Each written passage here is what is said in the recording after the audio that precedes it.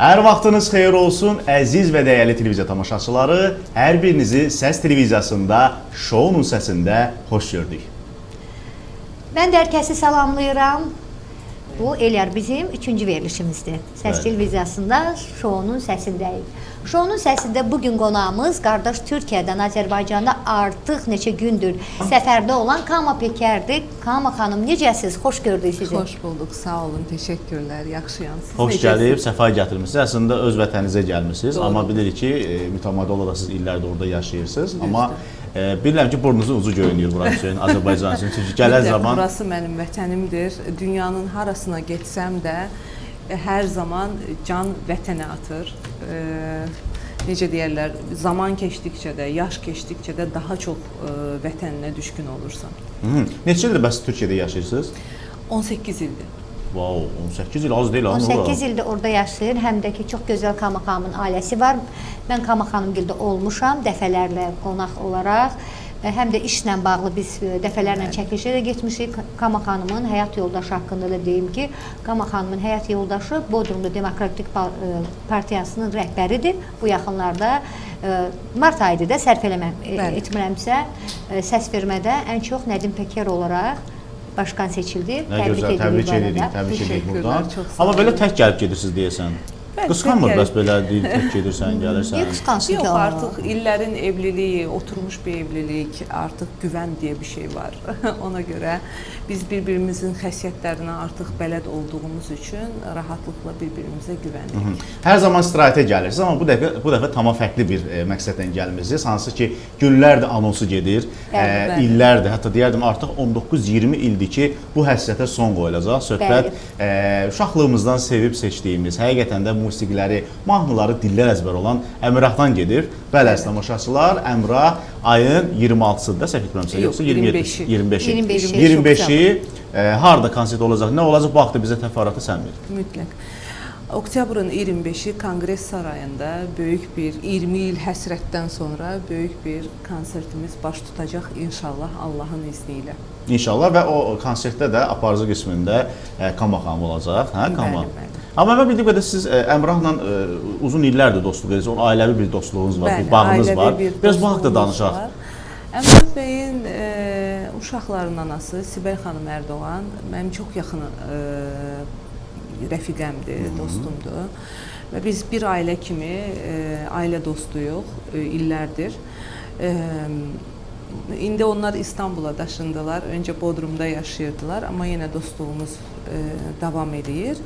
Və düşündük ki, madəm belə bir şey var, nədən biz Azərbaycanda 20 il sonra konsert eləməyək? Yəni, düşündük, daşındıq, sağ olsun, burada təşkilatçı dostlarımız var, onlar bizimlə iletişimə keçdilər və məncə tarixi bir konsert, tarixi bir görüş inşallah yaxın bir zamanda baş tutacaq. Ən maraqlısı odur ki, Əmrahın 20 il öncə etdiyi konsertdə, mən onda Heydər Əliyev Sarayında çalışırdım və o konserti canlı izləmişəm, olmuşam o konsertdə və orada nələr baş verib, ellər yəqin ki bilirsən, sən onda uşaq olardın. Amma mağazin verilişində olduğuna görə sən bilirsən ki, böyük bir azertaj yaranmışdı. Heç bir türk müğənnisini belə coşqu ilə qarşılamamışdılar. Hətta biz, inanırsan, o səhnənin arxasından bilmirdik səhnənin arxasındakı fanatları yığışdıraq, yoxsa səhnəyə atılan fanatları yığışdıraq. Yəni, o qədər böyük bir coşqu yaratmışdı. Özü Əmrah ailəsi ilə gəlmişdi. Onun anası çox qəribə belə bir inanmazdı ki, yəni Azərbaycanda bu qədər Əmrahı tanıyıb, sevən, biz onun filmlərdən tanıyırdıq və müğənni olaraq mahnılarını dinləyirdik. Amma inanmıram ki, indi o qədər, yəni artıq illər keçib, yəni o gənclər, niyə görə deyirəm ki, çünki o dövrdə internet yox idi, bilirsən də, sosial şəbəkə yox idi, bu qədər biz Türkiyəni təqib edə bilmirdik, bu qədər yaxın deyilik. İndi sosial şəbəkədən bütün türk müğənnilərin ailəsini, özünü yaza da bilirik, hətta bir jurnalist olaraq, bir aparıcı olaraq biz onlara çox asanlıqla, məsəl üçün, onlarla yazışa bilirik. Əvvəl bu deyil idi də, yəni yalnız konsertdə biz onları səhnədə görə bilirdik. Bu yəqin ki, Şou mağazin aparıcıları yaxınlaşıb müsahibə alırdı. Amma indi şükür, yəni dövr o dövr deyil, 20 ildən sonra yəni istədiyimiz müğənnilərlə hətta biz gəlib Türkiyədə görüşə bilirik, onlardan asanlıqla reportaj ala bilirik.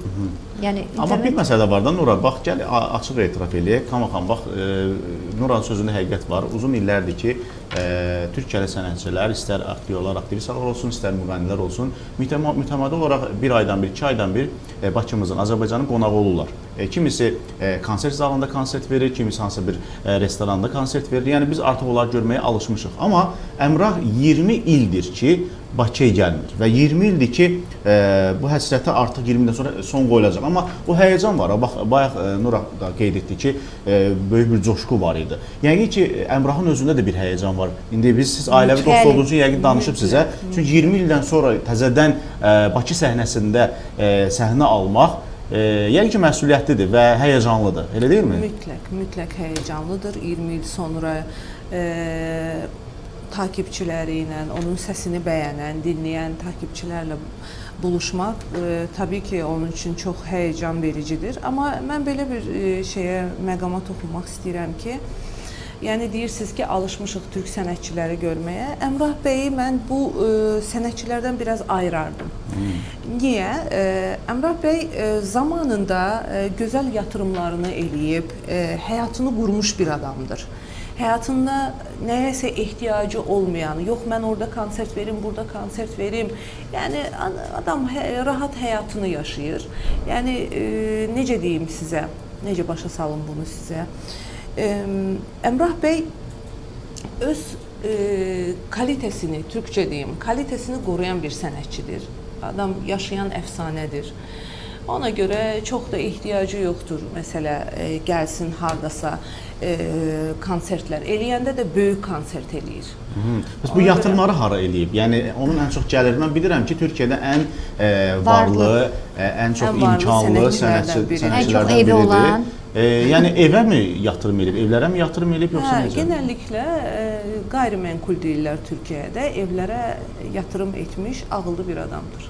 Bir şey değiştirmişəm öz aramızda. Deyilənə görə mən hər zaman türk müğənnilərini müsahibə edəndə onların bir cavabı mənə maraqlı olur. Hamısından bir-birini soruşuram. Deyirlər ki, Əmrah biraz simicdir. Düz söhbət o yoxsa yox? Elə bir söhbət doğru deyil. Mən Əmrah bəyə əsla elə bir şey deməzdim. Buna simic denilməz, buna ağıllı insan denilir. Pulun qədrini bilən də. Pulun qədrini bilən ağıllı bir... Paxıllıqca deyirlər belə. Paxıllıqca deyirlər.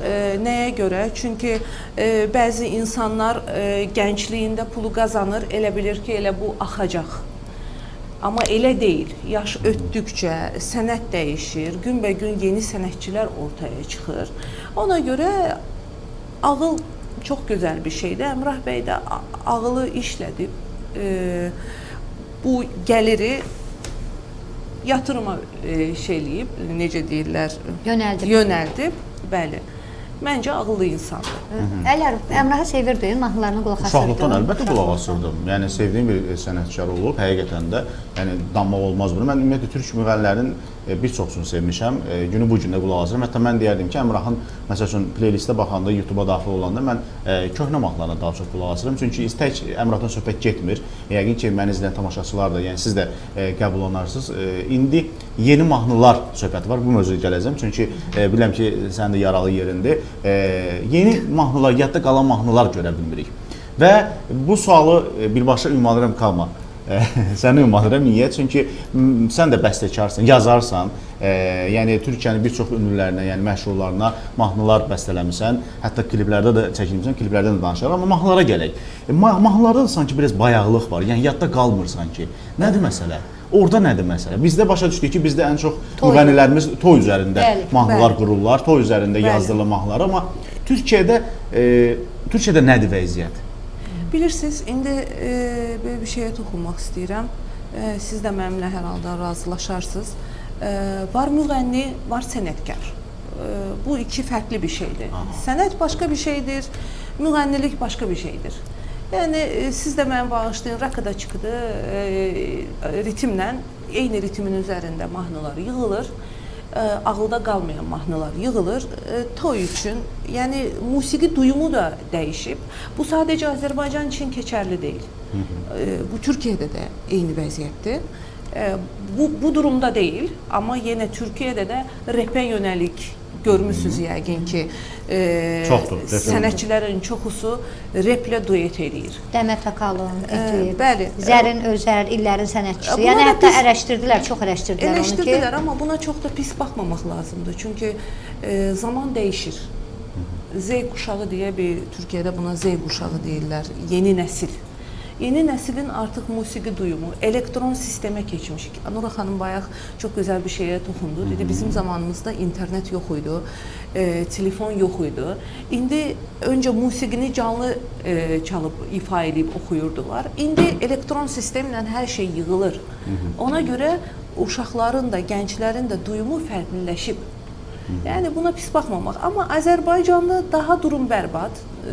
Toya çalışırlar hər halda.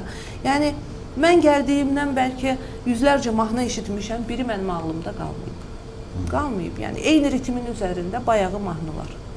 Türkiyədə şou biznesində bəs necə toylar üçün mahnılar, repertuarlar yazılır Yox, yoxsa? elə bir şey yoxdur. Orada nədir bəs? Orada ən çox konsertdən mi gəlir əldə edirlər yoxsa? Genəlliklə bəli, konsertlərdən.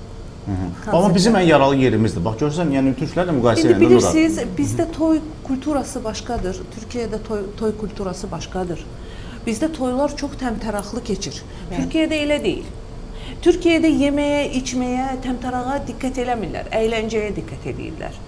Bizdə elə deyil. Bizdə təmtəraqlıdır toy. Bizdə toy kulturası savsem başqa, tamamilə ümumiyyətlə başqa cürədir. Bizdə toylarımıza pis demək olmaz ki, Yox. Nəyə görə deyirəm? O hər toyda da biz gördüyümüz, məsəl üçün bu yaxınlarda biz bir toya getmişdik. Orada mən bir dənə bayağı müğənni görmədim. Yəni toy mahnıları heç orada ifa olmadı. Bəstəkar mahnıları çox gözəl bir toy oldu. Yəni bütün toylara da onu şamil etmək olmaz ki, bütün toylara o istəkdən, yəni valideynin, övladın istəyini nəzərə alırsan ki, dəvət edirlər. Şəxsən mən nə olsun mənim toyumdan 19 il keçib, mənim toyumda dəvət etdiyim müğənnilər hansı ki indi xalq artistləridir, əməkdar artistləridir, çox gözəl Azərbaycanın mədəniyyətində, incə sənətində gözəl mahnılar ərmağan ediblər. İndiyə kimi o mahnılar hələ də yaşayır. O ondan deyil, elə. Deyək ki, onlar nəinki toy, onlar təkcə toya yox, onların deyək qabında nədirsə odur. Doğru. Odur. Onun əgər yaxşı mahnı oxuya bilmirsə, xeyir yoxdur. O bəstəkar mahnısı oxusa, o tutmayacaqdır. Çünki o qabında o deyil. İndi bir şeyə də deyinim. Mən keçən bir proqrama denk gəldim. Xanımların adlarını, isimlərini bilmirəm. Bilsəm də demərəm, amma bilmirəm açıqcası. Yəni xanımlar bir-birinin arasında duet eləyir canlı oxumağa. Yəni canlı səs deyə bir şey yoxdur. Bizim yerli sənətçilərdən söhbət gedir. Bəli. Aha. Yəni bunun bir necə deyirlər, bir kontrolü yoxmu yəni? Bunu kontrol eləmirlərmi? Yəni bu xanımın səsi yoxdur. Bu necə sənətə çıxır? Məsələ toya gedir, pul qazanır, efirə çıxır. Onun səbəbi mən deyim də elə də məndən razılaşar. Bilirik ki, çox verilişlər bizdə production verilişləridir. Sponsorla, yəni maliyyə ilə, yəni büdcələnir və televiziyadan bir saat, 2 saat ora büdcə ödəyirsən. Ona görə də məsəl üçün o büdcəni ödəmək üçün elə müğənnilər bilirsən ki, ödənişlə çıxırlar. Ödənişsiz onlar hansısa bir televiziyanın öz proqramına onları çağırmazlar. Onlar da əl atırlar o production verilişlərinə, ödəniş eləyirlər. Onlar da məcburdular ki, o müğənniləri ora dəvət eləsinlər. Bəlkə düz demirəm. Düzdür. Bax, Kama xanımın dediyində dediyi sözü bir əlavə edeyim. Əvvəllər məsəl üçün biz baxsaq 20 il öncə televiziyaya baxsaq, o zamanlarda hər müğənni efirə çıxa bilmirdi. Senzura vardı. Yəni senzura vardı, necə senzura? Orada seçirdilər. Yəni müğənnilər nədən seçilirdi? Proqramlar oldu, yeni ulduz yarışmaları olurdu, Azəristlər olurdu. Yəni bu yarışmalardan ələnirdi, ən yaxşıları seçilirdi ki, günü bu gündə də elə ən yaxşıları məsələn seçilib, şou biznesin ən populyar müğənnilərindən biridir. Amma hal-hazırda bəli, indi Nura xanımın sözündə həqiqət var, onun sözünə qoşuluram. İndi production verilişlər var. Yerindən duran məsəl üçün veriliş apara bilir. Yerindən duran efirə çıxır, mahnı oxuyur, deyir mən müğənniyəm. Yerindən duran fotomodel, deyir mən modeləm. Yəni geri kilən şəkil çəkdirir, səhifəsinə yerləşdirir, mən modeləm. Yəni indi hər şey o qədər adiləşib ki, təbii ki, artıq senzuradan çıxıb. Yəni senzura yoxdur demək olar ki. Amma indi bilirsiniz, indi bu TikTok vasitəsilə də çox məşhurlaşan gənclərimiz var. Çox gözəl səsli gənclərimiz var ki, heç qabağa gedə bilmirlər. Hər şey maddiyata tökülüb bugünkü gün. Necə deyərlər, yəni ən azından bu sənətə bir şəkildə qabağa çıxmısınız, amma eğitim almaq lazımdır. Yəni musiqi yönündən eğitim almaq lazımdır. Aktyorsan o yöndən eğitim almaq lazımdır. Musiqi ilə, mahnı ilə davam edirsənsə o yöndən eğitim almaq. İnsan özünü gelişdirməsi lazımdır. Yəni sürekli eyni şeyi oxuyaraq getmək olmaz. Yenilənmən lazım. Yəni bugün oxuyarsan sabah unutularsan. Bir sual da verim. Mən məsəl üçün düzdür Türkiyədə çox olmuşam. Türkiyədə necədir? Efirlər ödənişlimi? Müğənnilər orada da məsəl üçün yaxşı, mənim yaxşı səsim var. Gəlmişəm Azərbaycandan, yəni Türkiyədə yaşayıram, mənim səsim yaxşıdır. Elə biri siz özünüz Türkiyədə fəaliyyət göstərsiniz. Məsəl üçün orada necə efirlərə çağıranda, yəni sizdən bir maddiyyat nəsə tələb olunurmu? Yəni qonorar verib çıxırlar efirə yoxsa yox? Yoxsa mən çox müğənnilərdən eşitmişəm ki, müğənnilərə qonorar verirlər orada efirə dəvət edəndə, o tanınmış müğənnilərə. Tanınmış müğənnin olduğunda sənə qonorar verirlər ki, sən o proqrama çıxasan. Aralarında dostluq varsa, o ayrı bir şeydir. Nə qədər pul alırlar Kamal xanım? Məsələn, məşhurlar nə qədər pul alırlar efirə çıxanda? Maraqlı dəqiqətən. Ellərin ən... Mən bilirdim ki, sən çox sual qarışdıracaqsan Eliyar. Yox, qarışdırmır, sadəcə o söylüyor, soruşur. Əli mən də keçirəm yavaş-yavaş, soruşacağım. Yüksək qonorarlardır. Yox, bildim, yəni ad çəkməyə. Deyək ki, məsəl üçün mən desəm ki, Əmrah, bildim ki, deməyəsiniz. Mən desəm ki, Sibelcan, Rafet Roman, nə bilim, Tarkan. Ad çəkmirəm, yenə 30 minlərdən, 50 minlərdən gedir söhbət. 30 min manat bizim pullar yoxsa dollar? Dollar. Yəni məsəl üçün mən belə deyim, yaxşı, Tarkan olsun, Sibelcan olsun, Alişan olsun, nə bilim, bu deyim adını çəkdiyim müğənnilər efirə çıxanda 30 bin manat pul mu alırlar? Valla Tarkanı bilmirəm, Sibelcanı bilmirəm nə qədər alır. Əmrah 30 bin alır. Amma tanınmayan bir müğənni olanda qiymətlər xeyr. Tanınmayan müğənnilər pul verir. Tanınan müğənnilər 30 bin manat. Bugünkü gün Tarkan heç kimsənin verilişinə çıxmır. Heç kimsənin verilişinə. Tarkanı hər hansı bir şou proqramında görmüsünüz? Yox. Bu əvvəllər idi, yeni-yeni çıxanda. Niyə çıxmırlar? Səbəb nədir? Yəni çıxmır. İnsan öz statusunu qoruyur. Əvvəldən çıxmayıb, çıxmaq da istəmir. Bir kompleks mi var? Yəni efirə çıxsa, aparıcı ona bir sual versə və o yox, onunla əlaqədar deyil. Öncədən mən şəxsən öncələri Rusiyada yaşamışam, Nura xanım bilir. Mən Tarkanı Rusiyada tanımışam. Yəni bu qədər tanınmış bir müğənnidir ki, mən Tarkanı Rusiyada tanımışam. Tarkanın bu proqrama, bu ajantaja ehtiyacı yoxdur. Adam ora çıxsa da, çıxmasa da Tarkandır. Nə gərək var? Təbii ki, sözün deyib möhrünü qoyub, yəni Tarkan bir brenddir. Amma türklərdə fikir verim, çəkinirlər, qaçırlar. Məsələn, jurnalistlərdən qaçırlar. Mən bu dəfələrlə şahid olmuşam. Çünki insanlar özəl həyatını yaşamaq. Bu yaxında da birini gördüm. Nura, mən gördü sizi yoxsa yox. Aktyor Necat İşlər var. Onun bir videosunu gördüm mən. Əməli başlı müxbirlə dava elədi. Müxbir hətta ona bir kəllə də atdı, onu da gördüm. Amma mən bir rəylərə baxdım. Bilməm, kimisi dedi bu qurmadır, kimisi dedi bilərəkdən Necat İşlərə qarşı bir atılmış bir addımdır. Yəni Necat İşlər əslində çox naif bir adamdır. Bodrumda yaşayır. O Bodrumda yaşayır. Bəli, Bodrum Spor Klubunun da başqanıdır. Aslında naif bir insandır. Hər halda orada nəsə Necat İşlərə, gerçi mən ona baxmamışam. Hər halda toxunacaq bir sual olubdu. Onunla əlaqədar olabilir. Yox, içkili vəziyyətdə idi. Gördürdü bu videoda da. Bir neçə dəfə müxbirə dedi ki, olmaz. Müxbir ona dirəşdi ki, yox, mən səni nə edirəm. Amma sonda da o videosu çıxdı ki, böyük bir dava olur. Mən dəfələrlə getmişəm, Kamada bilir. Mən bizim Türkiyənin yaşayan əfsanəsi var. Yəni Azərbaycanda da o çox sevilən bir müğənnidir, Müşərrəf Akay. Düzdür, Etibar Babayevlə onların illərlə dostluğu var. İlk dəfə Etibar Babayev onu Azərbaycana dəvət etmişdir. Etibar müəllim xahiş eləmişdi ki, yəni Türkiyəyə gedəndə mütləq mənim dostumla da görüş, bir reportaj onunla hazırla. Belə oldu, Kama xanımla dostluğu var və biz onu dəvət etdik.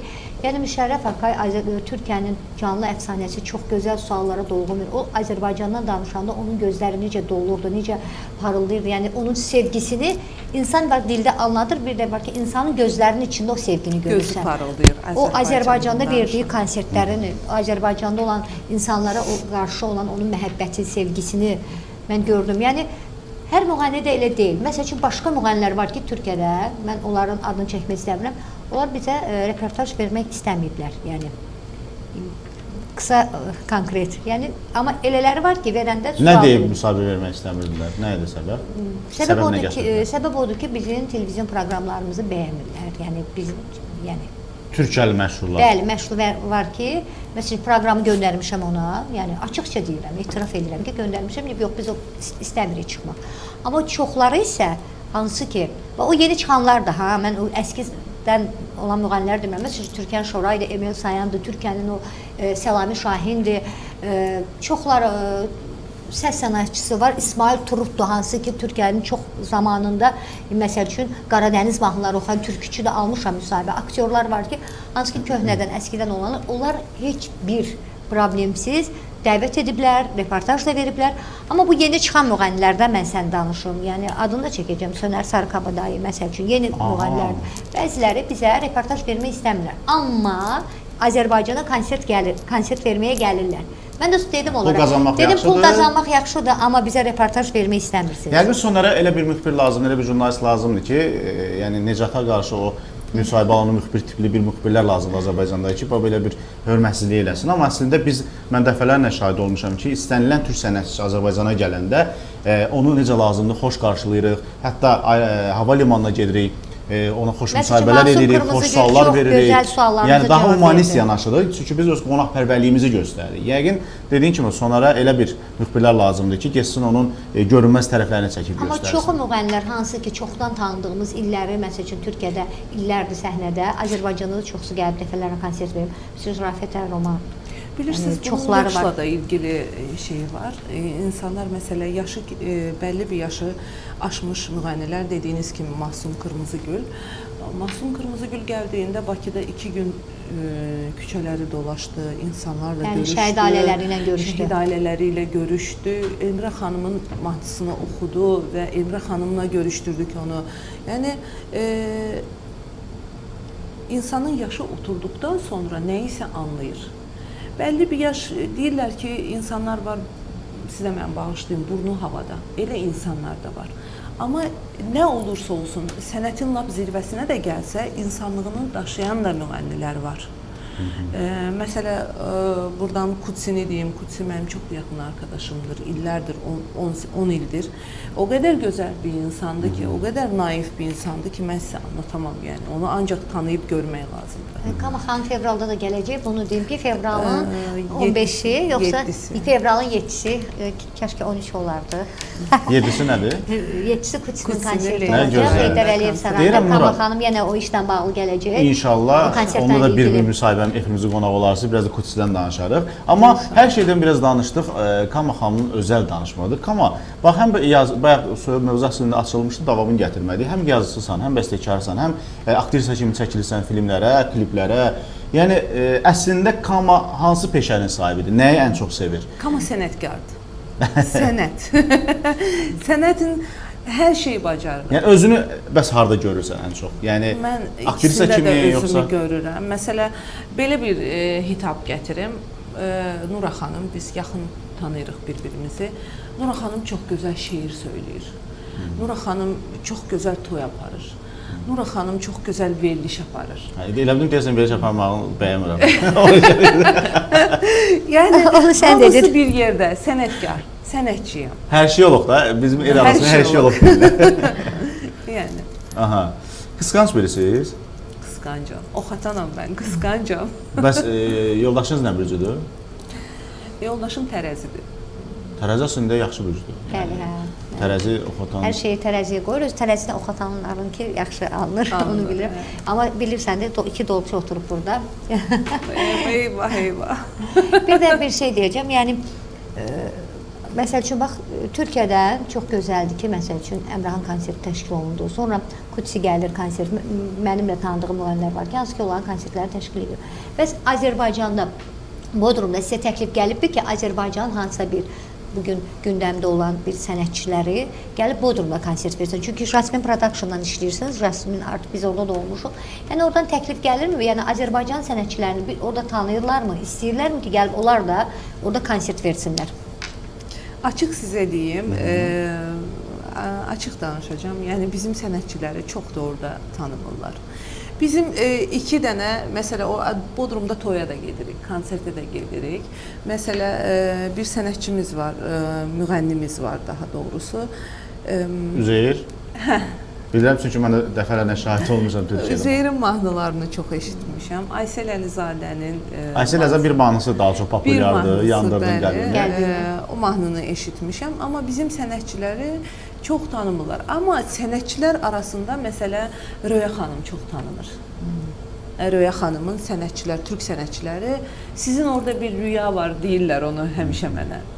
Ki Röya xanım amma Müşərrəf xanım bizim Aybəniz Haşimovanı, Faiq Ağayevi, Lalə Məmmədovanı çox sənətçiləri var ki, hansı ki onlardan həm dostluğu var, həm tanıyır. Düz deyirlər, dəfələrlə müsahibə alanda yenə müğənnilərimizdən tanıyamır, amma bizim aktyorlarımızı heç orada tanımırlar, yəni kariyer aktyorlarımızı. Söhbət kinodan düşdü. Bu yaxınlarda Kama xanım Nizami Kino Teatrında Mədəniyyət Nazirliyinin təşkil elədiyi, deməli, Azərbaycanda Türkiyə günləri, kino festivalları orada keçirilir. Biz də orada olduq. Bəli, məşhur aktyorlar gəldi. Yeşilçam aktrisası. Hətta müsahibə də aldım bundan. Bəli, Hülya xanımla bir müsahibəmiz oldu. Amma Hülya xanımla mən müsahibə eləyəndə nəyə fikir verdim? Ona da bu sualı ünvanladım ki, əslində bizim kalifiyə aktyor, aktrisalarda sual ünvanlayıram, gənclərlə bağlı. Dedim, görüm Hülya xanımın fikri nədir? Çünki Hülya xanımda saysız-hesabsız filmləri olub, məşhur aktyorlarla zamanda çəkilib. Allah ona da can sağlığı versin. Və sualım oldu ki, yerli aktyor, aktrisalarınızda gənclərdən bəyənirsinizmi onların obrazını, aktyorluğunu? Qeyd etdi ki, mən gənclərin heç birindən razı deyiləm. Düzdür, içlərində deyir, bəziləri var ki, yaxşıdır, amma hamısını bəyənmirəm. Yəni, onun da sözündə həqiqət var əslində. Ən çox nə bəyənilmir, yəni sizə görə? Məsəl üçün, belə bir mövzuya toxundum. Əvvəllər, məsəl üçün, türk filmlərinə biz indi uşaqlığımızdan onların seriallarına baxaraq böyümüşük. Məşhur serialları olub hansı ki, hər birimiz baxmışıq. Onlarda nə var idi? Ailə mövzusunda bir senari var idi. Deyək ki, bütün ailə yığılır bir masanın ətrafına, mehribançılıq var idi. Amma, yəni, məsəl üçün, uşağın yanında böyüklər dalaşmırdı, valideyn dalaşmırdı, çocuklar duymasın serial olsun, sonra ayrısaq da bərabəriz olsun, yəni orada uşaqların yanında dava olmurdu.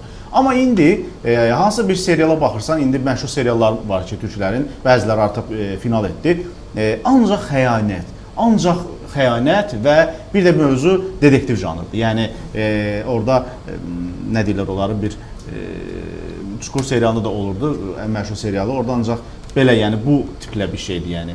Niyə xəyanət? Niyə xəyanət? Yəni niyə bax bizim seriallar da onlara baxılır əslində, bir növ onlardan öyrətməsi götürürlər. O da yaxşı bir şey deyil əslində. İndi Türkiyə dizi sektorunda dünyada 2-ci yerdə, bilirsiniz. Bunu qorumaq üçün təzə mövzular eləmələri lazımdır. Amma yoxdur, eyni mövzulardır. Yəni daha belə intriqalar yaratmaları gərəkir dizilərin içində, filmlərin içində ki, bu izlənsin. Amma mənə görə doğru bir şey deyil. Çünki bugünkü gün uşaqlar oturur, məsələ Aşk-ı Məmnun dizisi. Buradakı konu nə idi? Əxlaqsızlıq. Yəni elə bir konular göstərirlər ki, insanlar buna görə yönəlirlər. Məsələ, bugünkü gün Əşrəf Tək. Hər kəs çıxıb, mən Əşrəf Tək, başlayırlar, yəni fərqli slogan yaradırlar və ona yönəlməyə başlayırlar. Bu psixologik bir təsirdir. Bir ara bilirsiniz, bir Murad Kəkillinin mahnısı çıxmışdı, Bu gecə ölürüm. Neçə nəfər intiharlar oldu. Bu psixologik baskıdır. Özəlliklə ərgən dönəmlərində, bu bizdə keçid dönəmi deyirlər də, uşaqlara çox təsir edir belə şeylər. Çünki uşaqlarda hormonal dəngəsizlik olur, daha keşilik oturmayıb. Ona görə belə şeylərə çox biraz diqqət eləmək lazım. Bax, bir serial vardı Türkiyədə, Yalı Çapqını serialı, Azərbaycanda da populyar bir serial idi. Nura, mən o seriala diqqətlə baxdım, yəni axıra qədər, finala qədər baxdım. Təsəvvür elə o serialda, o boyda aktyorların hamısı, obrazlar, hamısı bir-birinə xəyanət edir. Birdən orada sürücü var idi, qara neqr deyirlər də, yəni zənci deyək, zənci. o obraz var idi. Ondan başqa təsəvvür elə o serialda bütün obrazlar hamısı Filmin adı bir-birinə xəyanət nədir? edir. Yalı çapqını. Yalı oradakılar hamısı çapqındır da. Hə, yəni Adına baxırsan böyüklərimizdən də üzr istəyirəm. İndi mövzu açılıb sadəcə olaraq həqiqəti Bilirsiniz, danışırıq biz. bəzən Adınız filmlərin haqqını verin. ssenarisi başdan, məsələ kitab üzərinə yazılan ssenarilər, məsələ öncədən göstərir ki, filan əsərin üzərindən yazılmış, gerçəklərdən alınmış bir əsərdir. Bəzən də ssenarist oturur orada özünə görə yazır, bunu davam eləmək lazımdır. Dəyişdirirlər, Başlanırsa xəstəliklərdir. dəyişdirirlər, birini öldürürlər, birini çıxarırlar. Yox, burada daha xəyanəti artırmamız lazım ki, reyting, bu dizilər reytingdir. Reytingi artırmamız lazım. Görürsünüz ki, bəzən tutulmur, serial bitir. Niyə? Altından Çünki orada saxlayırlar. oturub yazırlar. Ha, orada da elədir demək. Bizim seriallarda da bəzən elə olur. Bizim Təbii seriallarda ki. set gedə-gedə, yəni çəkiliş gedə-gedə ssenari yazılır. Təbii ki olur, təbii ki olur. Amma kitab üzərindən məsələ öncədən film verilmədən öncə önünə yazı verilir ki, filan əsərdən əsinlənmişdir. Amma gəlin belə bir şey də etiraf eləyək ki, türk aktyor aktrisalarla bizim aktyor aktrisalar arasında yəni alacaqları qonorar tamam fərqlidir. Məsəl üçün Türkiyədə özü də yəqin yaxşı bilərsiniz ki, böyük məbləğdə qonorar alırlar, amma bizim məsəl üçün aktyor aktrisalarımız 100 manata, 50 manata, hətta eləsi var deyir ki, mən əsas bir dənə serialda rol alım, görünüm, bilim ki mən çəkilmişəm. Hətta pul almayanlar belə var. Amma bax yaxın zamanda elə Türkiyənin məşhur seriallarından biri Quruluş Osmanlıda baş obrazların əksəriyyəti bu sezon yoxdur. Yəni Burak Özçivit məşhur. Siz belə deyirsiniz, amma bugünkü gün Azərbaycan, Allah prezidentimizin canını sağ eləsin, biz müharibədən çıxmış bir ölkəyik. 44 günlük müharibədə Allah şəhidlərimizə rəhmət eləsin. Biz daha yeni formalaşan bir ölkəyik. Yəni o ölkə bu sektorda oturmuş bir ölkədir. O illərdir Yeşilçam olmuş, bugünkü dizilər, bu sektora pul qoyulmuş. Amma biz daha yeni formalaşırıq. Məsələn, bugünkü gün Türk kanallarını bütün Türk dünyası izləyir. Məsələn, Özbəkistan, Türkmənistan, Kazakistan, Rusiyada məsələ Quruluş Osmanlı izləyirlər. Biz daha elə formalaşmamışıq ki, hə, Sovet Birliyində bizim bir filmlərimiz var idi. O zamanlar çəkilən, sinemaya özən göstərilib çəkilən filmlərimiz vardı. Hətta o filmlər deyim ki, Yeşilcamın filmlərindən daha əlbəttə qat-qat üstünlüyü. Bugünkü gün biz daha bu sektorda daha yeni formalaşırıq. Biz müharibədən çıxmış bir ölkəyik. Bugünkü gün mən Bakıda küçələrə çıxıram. Əminamanlıq, rahatlıq, güvən, gecə saat neçə də olsa bir xanım yoldan keçib taksisinə oturub evinə gedə bilər. Heç kim ona nə toxunmaz, heç kim ona bir söz deməz. Yəni, gerçəkdən mən bəzən TikTokda qabağıma çıxır, məsələ, Türklər Azərbaycana gəlib video çəkirlər, deyirlər ki, çox güvənli bir ölkədir burası. Doğrudan da elədir. Bugünkü gün İstanbulda güvən yoxdur. Yox, sözünüzdə həqiqət var. Mən sizdən razıyam bu yerdə. Amma yaxşı deyirsiniz, bir dəfə düz demirsiniz. Niyə düz demirsiniz? Bax, əvvəllər texnikamız olmayan dönəmlərdə, Sovet dönəmində bizim məşhur kinolarımız var ki, bu gün də baxanda mən bu yaşımda belə, yəni mən əzbər bilirəm hamısını. Oturub baxanda elə biləm ki, ilk dəfə kimi baxıram. O qədər möhtəşəm oynayıblar. Amma hansı ki o zamanlarda texnika, bilirsiniz ki, o vaxtlı bir kadrı çəkmək üçün pulla alınırdı da, bir o lentlər pulla alınırdı. Amma indi o qədər müasir bir zamandayıq və türklərdən də yaxşı texnikalarımız var. Hər cür şərait var. Sadəcə olaraq aktyorlarımız düzgün təhsil almırlar və aktyorlara sual ünvanlayanda rejissorları günah bilirlər ki, günah rejissorlardadır ki, belə-belə, yəni bizə yaxşı rol vermirlər. Rejissora sual ünvanlayanda isə deyirlər ki, sponsorumuz yoxdur. İndi mən bura günah kimdədir? Çünki mən deyim günah kimdədir? İş qeyri-peşəkar insanların əlindədir. Sən əgər o insan rejissorsa, film çəkən, rejissorlar qıraqda qalıb, film çəkənlər rejissor deyil. Onlar da productionlardır. Mən elə insanlar tanıyıram. Gəlib mənim evimi o vaxtı kirayə vermişdim. Film üçün də, çəkmək üçün. Çəkiliş qrupası gəlir. Mən rejissorun qeyri-peşəkar adını çəkmək istəmirəm də. Yəni necə onun adını çəkim? Qeyri-peşəkar olduğunu gördüm. Aktyor gəlib heç bilmir. Bilmir ki, bu nə oynayacaq. Oradan yazıb ona rolunu verir. Yəni yox, əgər o insan rejissorsa, bizim güclü rejissorlarımız var. Sözünü deyən. Onların əlinə verilsə, o aktyoru oynadan rejissordur. O dünyada bu qəbul olunmuş bir statdır. Yaxşı, pis aktyor yoxdur, pis rejissor var. O aktyoru rejissor oynadı. Amma yaxşı aktyorlara pul verilmir, o şurasında. Həm o madiyyətə gəlib çıxır. Bəzilər də bu kinoya kino kimi baxmırlar. Burada madiyyat. filmi çəkim, buradan pul qazanım. Yəni 10 manat filmə xərcləyimsə, o 30 manatı qoyum cibimə. Etiraf eləyək ki, bizim peşəkar aktyor, aktrisalarımız var. Varımız niyə yoxdur ki, bizim aktyorlarımız? Əməkdar artistlər var, xalq artistlər var ki, onlar qalır qıraqda. Qıraqda qalırlar. Çünki onlara pul vermək lazımdır. Gətirir o birisini, hansı ki, heç filmdən xəbər yoxdur, gətirib onu oynadır. Ona görə filmlər o gündədir. Bilirsiniz necə? Onda Nura xanımın sözlərində həqiqət var. Mən də bunun çox şahidi olmuşam. Deyir ki, mən deyir peşəkar aktyoru gətirib bu qədər pul verəcəyimə deyir, o pulu cibimə qoyaram, filan kəsə daha düşük maliyyət verərəm, onu çəkərəm. Elə bir düşüncələrlə, amma bu filmlər də haqlı olaraq tutulmur. Baxılmır və o filmdən də sonra bir film yaranmır, elə orada bitir. Biznes. Çox da biznes. Sənət yoxdur, biznes var. Təsirdən gəlir Azərbaycandan filmlər üçün bir aktrisa kimi obraza seçilmək, rol almaq? Olur, təkliflər olur. Bəs sizin cavabınız nə olub onlara?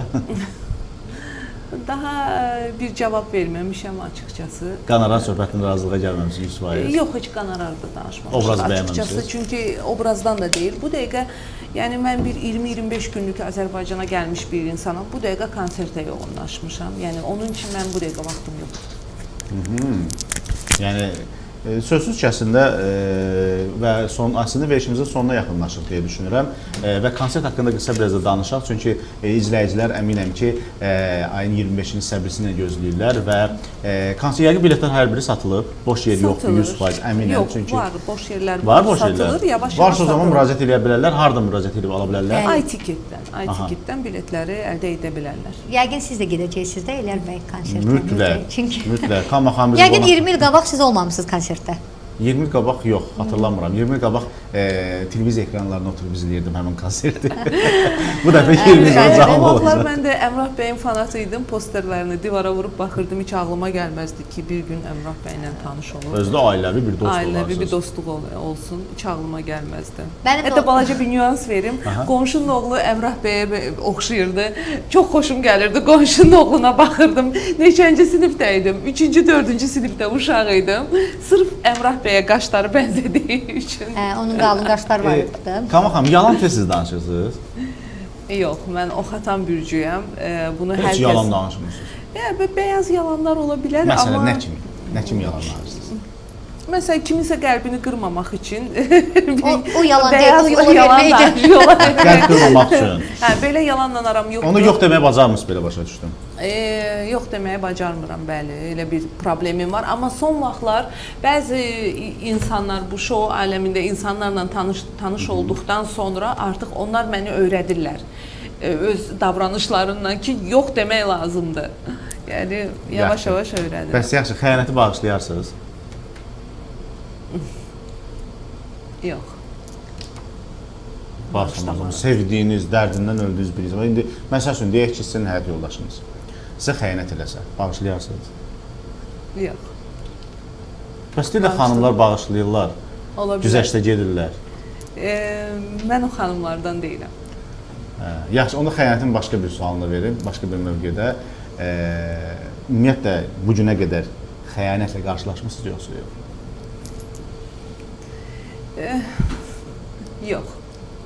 Nəsə bir qəribə zadı? Mən ciddi bir xəyanətlə qarşılaşmamışam. Dost xəyanəti də olmayıb? Dost xəyanətim çox olub. Çox olub. Sırtımızda çox yara var. Türklər demişkən. Heç birini də bağışlamamışam. Heç birini bağışlamamışam. Bağışlamaram da. Bir dəfə vuran, ikinci dəfə də vuran. Necə xəyanət ediblər sizə? Onlar özəl... Haqqınızda danışıblar, dedikodu mu ediblər? Necə bir xəyanət olub? Bir dənəsini deyim, bəs eləyər. Yəni, üzümə gülüb, arxamca başqa işlər çevirən insanlar da olub. Arxamca danışan insanlar da olub.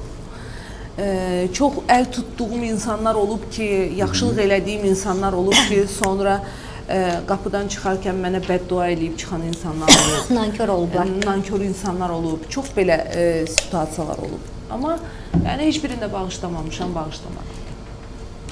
Qoy sonuncu sualı da mən verim. Bilirsiniz necə? Buna bir əkləmə də eləyim. Söhbət bundan deyil. Mən həyatımda dalaşmıram və yaxud o insanı bir daha düşünmürəm. Mən qərar verirəm. Bu insan mənə lazımdır və yaxud deyil. Silirəm, gedir. Yəni, silməyi bacarırsınız, amma yox deməyi bacarmırsınız. O necə olur? Sevdiyim insanlara yox deməyə bacarmıram. Sevmədiyim insanlara deyə bilirəm. Buyurun Nura, sonuncu sualı sən ver. Bilirəm ki, 18-lə yaxın Bodrumda yaşayırsan. Yəni seçim olsa bu gün Azərbaycan ya Bodrum gəlib yaşayardın Azərbaycanda. Yaşaya bilərdinmi? Axı illərdə yaşamısan Bodrumda, yaşayırsan da. Yəni Yox, bir artıq iş təklifi mənim iki olsa, vətənim var. yəni gəlib Azərbaycanda yaşaya bilərdin. Yox. Azərbaycan mənim vətənimdir. Azərbaycanı çox sevirəm. Amma artıq insanlar bilirsiniz, hər şeyə alışır. Mənim orada da bir həyatım var. Orada mənim vətənimdir. Çünki bugünkü gün 18-19 il bir yiğidin ömrüdür. Az deyil. Artıq öyrəşmişik və mənim çox çiçək kimi qızım var. Buradan salamlayırıq. Neçə yaşı var? 16. Ay maşallah, maşallah, 16 yaşları. Qızım Uşaq sayılmır artıq. uşaq deyil. Qızım Türkiyəyi çox sevir. Hətta bir ara gətirdim bura. 1 ilə yaxın qaldı. Sonra aeroportdan gedişini görmək lazım idi. İncə sənətə marağı var, Kamaxan? Yox, qəti marağı yoxdur. Hansı peşənin sahibi olmaq istəyir? Hüquqa hazırlaşır. İnci sənətlə heç bir ilgisi yoxdur. Bəstələrinə baxır. Əslində aktrisadır, YouTube aktrisasıdır, uşaqlıqdan aktrisalıq eləyir YouTube kanallarında, 30-40 milyon baxışı olan bir uşaqdır. Türkiyə çempionudur, gimnastika üzərinə, Ukraynada çempionluqları var. Amma böyüdükcə xarakter dəyişdirdi. Yəni mən dedi bir duruşu var, Nura bilir, belə bir dik duruşu var. Deyir ki, mən anne deyir, mən savcı olacağam. Lap yaxşı. Biz gedəndə insan peşəsini seçimlərində qarışmayasın. Xeyr, çünki peşəsini sevməsi gərəkir. Əlbəttə. Kamaxam, təşəkkür edirəm bu gün gəldiyiniz üçün. Həqiqətən də xoş və maraqlı bir dəqiqələr yaşadıq. Əminəm ki, bizi izləyən tamaşaçılar da darıxmadı. Bir saat ərzində bolluca söhbət etdik və onlar da yəqin ki, bizim onların demək istədiklərini biz onların dili ilə dedik. Mən əminəm ki, biz buna nail olduq. Bir daha təşəkkür edirik gəldiyiniz üçün. Çox təşəkkür edirəm. Siz də məni sahib sevib bugünkü gün kanalınıza dəvət etdiyiniz üçün. Təşəkkürlər. Mən də Kamaya təşəkkürümü bildirirəm. Xoş oldu həqiqətən. Baxmayaraq dostluq, amma efirdə çox dolğun suallarımıza cavab verdin. Ellər də bugün yəqin ki, hörmət etdi. Çox üstüvə gəlmədi. Bilir ki, Nura sonra onu. Mənə dediyində ki, ikiniz birdən dedim, məni topa tutacaqlar bugün. Yox, biz topa tutmadıq. Biz sadəcə olaraq sual atəşlə tutduq. Mən də bizi izləyənlərə təşəkkürümü bildirirəm ki, bax bu 40-45 dəqiqə ərzində bizi izlədiniz. Gələn həftə maraqlı qonaqlarımızla görüşümüzə gələcəyik. İnanıram ki, Eliyar, bu bizim artıq 3-cü efirimizdir. Hələ çox efirlər olacaq. Çox efirlər olacaq, çox açıqlamalarımız olacaq. Çox açıqlamalarda çoxlu suallara cavab da tapacaqsınız. Əgər suallara cavab tapa bilməsəniz, bizə yazın. Biz o sualları özümüz cavablandıracağıq. Bəli, bu günlük və bu həftəlik sağollaşırıq. Növbəti efirdə görüşmək ümidi ilə. Sağ olun, salamat qalın.